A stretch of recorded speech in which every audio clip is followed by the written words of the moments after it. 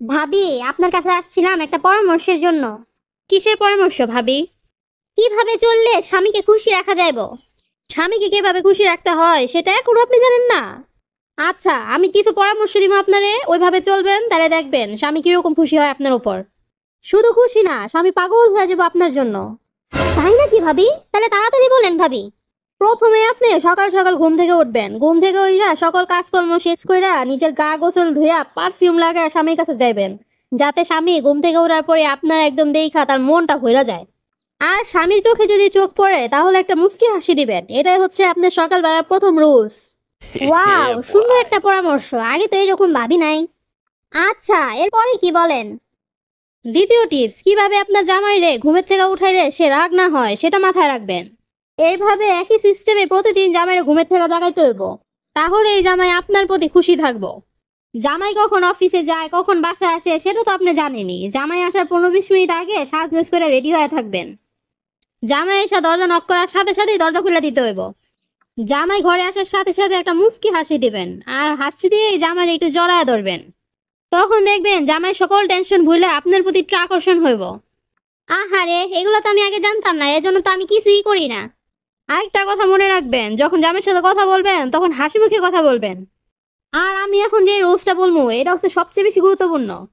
আপনি জামাইয়ের মনে কষ্ট দিয়ে কোনো কথা বলবেন না। যদি জামাইয়ের মনে কষ্ট দিয়ে কোনো কথা বলেন তাহলে মনে করবেন আপনার সংসারে অশান্তি আপনিই ডাইকা আনছেন। তখন দেখবেন আপনার স্বামী আপনার সাথে কোনো কথাই শেয়ার করবো না, সব জায়গায় বাহিরের মানুষের সাথে শেয়ার করব।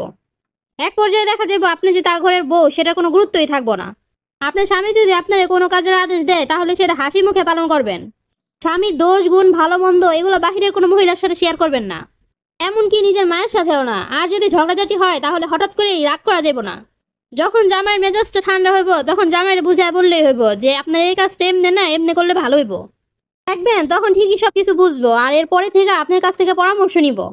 আর শোনেন, আপনি আপনার স্বামীর অনুমতি ছাড়া কাউকে টাকা পয়সা ধার দিবেন না, এমনকি স্বামীর অনুমতি ছাড়া বাহিরেও যাবেন না।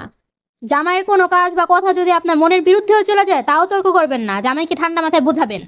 তাহলেই দেখবেন সবকিছু ঠিকঠাক হয়ে যাবে। আচ্ছা ভাবি, সবই তো বুঝলাম, কিন্তু তার পছন্দ আর আমার পছন্দ তো মিলে না, এটা নিয়ে কি করবো? আচ্ছা শুনেন, তাইলে যদি জামাই আপনার জন্য পছন্দ করা কোনো কিছু আনে, সেটা যদি আপনার মন মতো পছন্দ না হয় তাও জামাইরে বুঝাবেন যে এটাই আপনার ফেভারিট জিনিস। এরপরে তো এটা শুই না জামাই খুশি হয়ে যাবো, আর এরপরে দেখবেন আপনার জন্য আরো বেশি বেশি নিয়ে আসবো। যখন দেখবেন স্বামীর মনটা অনেক ভালো তখন স্বামীরে বিভিন্ন ধরনের প্রশ্ন করতে পারেন, কিন্তু যখন দেখবেন যে স্বামীর মনটা খারাপ তখন আর কোনো প্রশ্ন জিজ্ঞাসা করবেন না। তখন স্বামীর পাশে গিয়ে বসবেন, বসে জিজ্ঞাসা করবেন তোমার মনটা কেন খারাপ।